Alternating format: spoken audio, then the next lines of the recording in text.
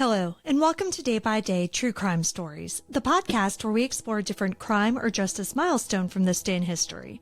I'm your host, Kona Gallagher, and today is July 23rd.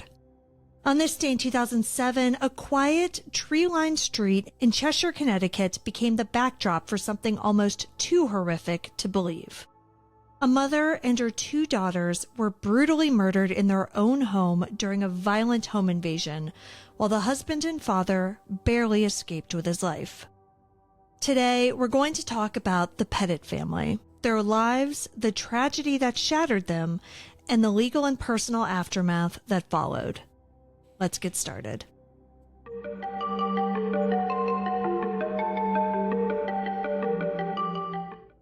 Before their name became forever linked to an unimaginable crime, the Pettits were simply a loving and close-knit family. Dr. William Pettit Jr. was a doctor who had followed in his father's footsteps.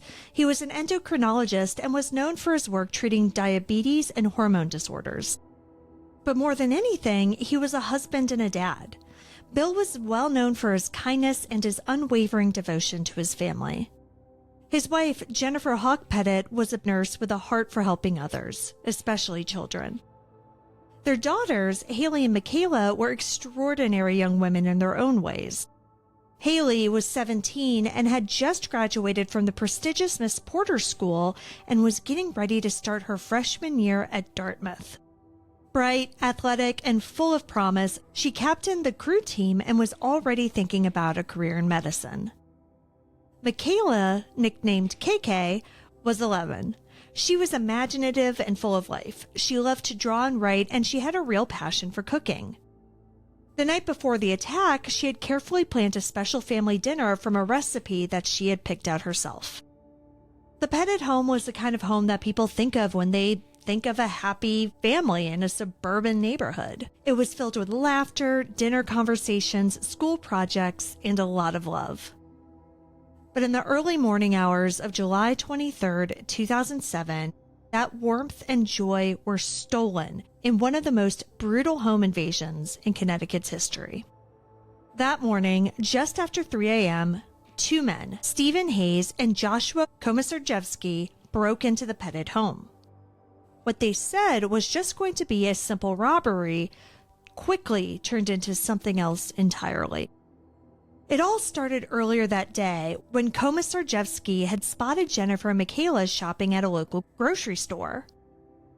Something about Michaela, who again was just 11 years old, caught his attention, and disturbingly, he fixated on her. He followed them home and later relayed their address and details to Hayes. The two men had met less than a year earlier at a halfway house. Both were ex-cons, and they had already committed several burglaries together by that point. But this time, they planned something much worse. Around 3 a.m., they slipped into the house through an unlocked basement door. Inside, they found Dr. Pettit asleep on a couch in the sunroom. What was supposed to be a non-violent robbery turned violent almost immediately.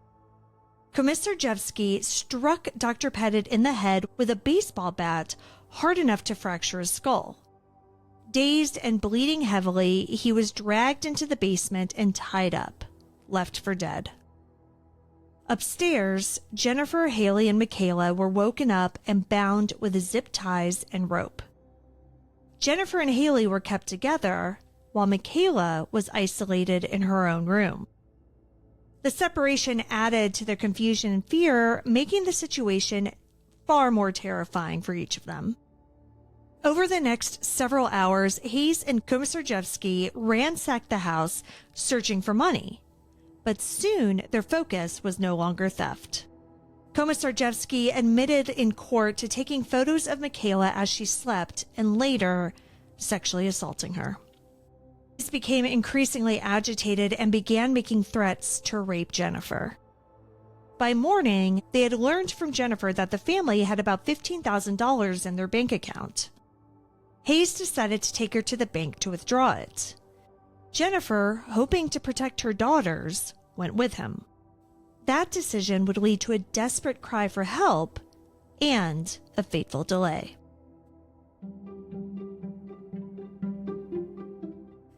Just before 9 a.m., Stephen Hayes drove Jennifer to a local Bank of America branch.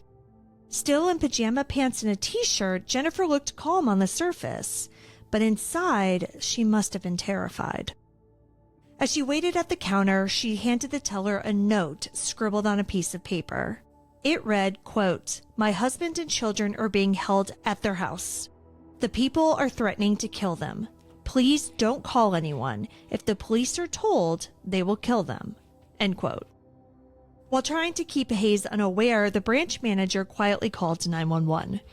They gave the police the family's address and a description of the car, but they also tried to buy some time, processing the withdrawal slowly and trying to keep Jennifer safe. Jennifer, who was incredibly composed, even apologized to the bank staff for the situation. Once the money was in hand, she left with Hayes and returned to the house, still unaware that the police were starting to gather just outside. Back inside, Komisarjevsky was alone with Michaela and Haley. According to his later confession, he sexually assaulted Michaela again and took more photos. When Hayes learned that Jennifer had passed a note at the bank, he snapped. In a fit of rage, he raped her on the first floor, then strangled her with a rope. The girls were still tied up upstairs. Knowing the police might be closing in, the two men moved to destroy all evidence. What happened next was devastating. Around 9:50 a.m., Hayes and Komisarjevsky retrieved gasoline from the garage and began pouring it throughout the house. They focused especially on the stairway and the girls' bedrooms, where Haley and Michaela were still alive. Though some reports speculated that they died of smoke inhalation, Haley's autopsy told a different story. She had managed to free one leg and made it to the top of the stairs, still partially bound, before succumbing to the flames. Michaela died in her bed. Meanwhile, Dr. Pettit, beaten, bloodied, and barely conscious, managed the unthinkable. He untied himself, crawled up the basement stairs, and escaped through the bulkhead door. He ran, barefoot and injured, to a neighbor's house and collapsed on the porch, begging for help. At 9:56 a.m., smoke was seen pouring from the Pettit home. Police moved in just as Hayes and Komisarjevsky attempted to flee in the Pettit's car. They didn't get far. They crashed into a police vehicle and were arrested immediately. Inside, the home was an inferno. Jennifer's body was found downstairs, while Haley and Michaela were still upstairs. The arrests of Hayes and Komisarjevsky triggered shockwaves far beyond Connecticut. The Pettit family had been beloved, and the sheer brutality of the crime, combined with the fact that police had been on the scene, sparked outrage. Many asked, why didn't the officers go in sooner? Police insisted that they were following hostage protocol and trying to avoid a violent confrontation. But 3 people were dead, and that explanation brought little comfort. As the investigation unfolded, the public learned more about the two men. Both had long criminal histories. Both were repeat offenders. Komisarjevsky especially had been flagged as high risk, but had still been released with minimal oversight. The murders reignited fierce debate around parole reform, policing, and the death penalty. In the meantime, William Pettit, the lone survivor, began trying to rebuild. He started the Pettit Family Foundation in memory of his wife and daughters. It focused on education, protecting victims, and supporting the healing process. Still, justice had only just begun. Stephen Hayes went to trial in 2010. His defense team didn't deny what he had done, they just tried to save him from the death penalty. They painted him as depressed, manipulated, and suicidal. In court, Dr. Pettit testified, his voice steady but filled with heartbreak, as jurors looked at photos and reports that detailed what had happened to his family. Hayes was convicted and a jury sentenced him to death. In 2011, Komisarjevsky went to trial. He too was convicted and also sentenced to death. But the story didn't end there.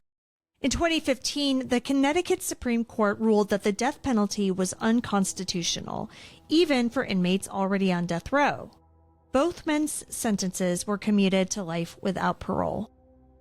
Dr. Pettit, who had supported capital punishment in this case, called the decision deeply disappointing, but he continued his advocacy. In 2016, nearly a decade after the murders, Dr. Pettit ran for and won a seat in the Connecticut House of Representatives. Now, nearly 20 years later, the story of the Pettit family murders remains one of the most disturbing and heartbreaking crimes in Connecticut history. It's a case that haunts not only the town of Cheshire, but the entire nation.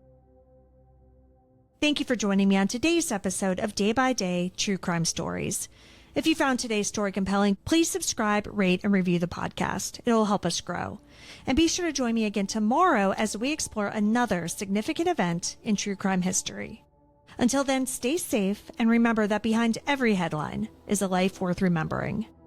Day by Day, True Crime Stories is a Little Monster production. Hey, you can do it!